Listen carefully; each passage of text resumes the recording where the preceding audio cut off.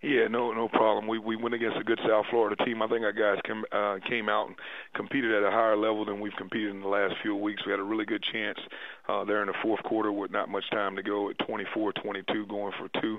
Well, we didn't convert the two. They came back on a big play on a post, and they went up in the latter part of the game there.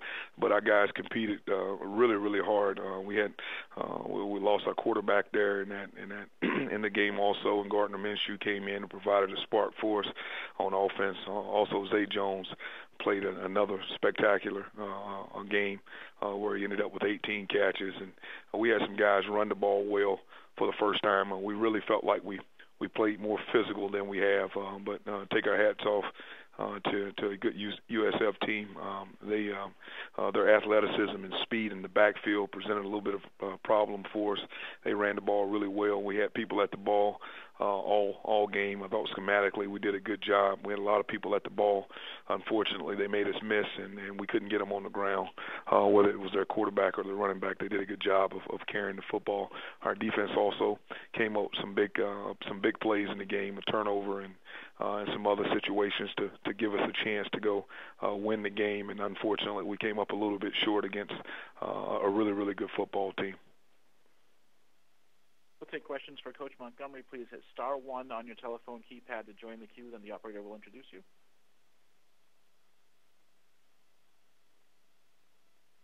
We'll take a question from Bill Wagner with the Baltimore Sun Media Group. Hey, Coach. Two things with regard to this one. Coach Kendi Amataloa was talking about their schedule, and basically they're getting one practice and two walkthroughs.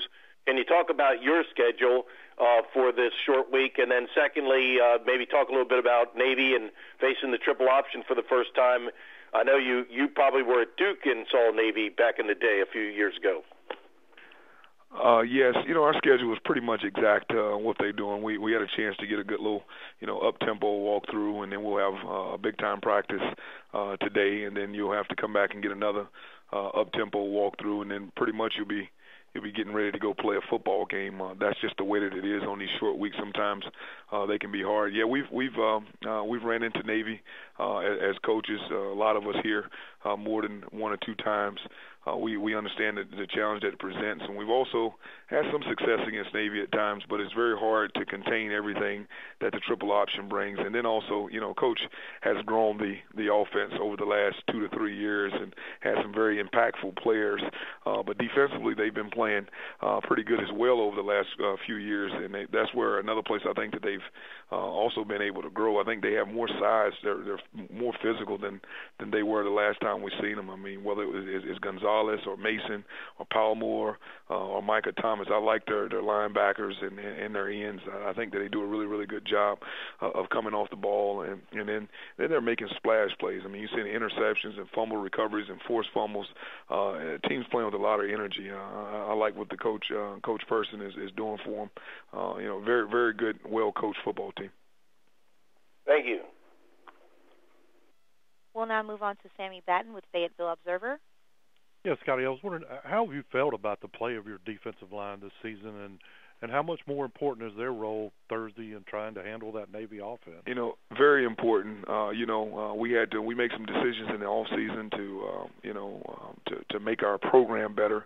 So our defensive line took a hit from some off-season issues that we're never going to bend our program and the ethics of our program to win games. We'll get that all squared away winning games.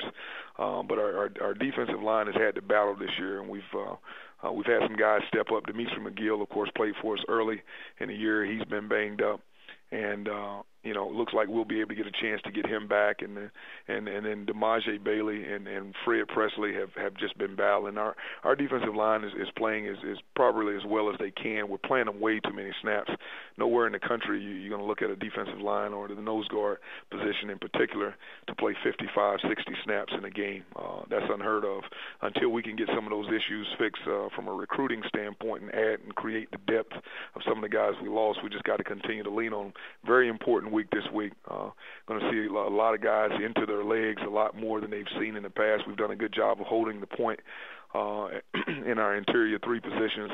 This week is a little bit of a different scheme for them, so they got to protect themselves, but at the same time keep our backers clean and keep our safeties clean so we can get to the pitch and we can also get to the quarterback. They're going to have to do a good job of stopping the dive, which is just a great football play when you think about it. It's one of those football plays that I think every coach, if they had their way, they could still run it to perfection like Coach is doing right now.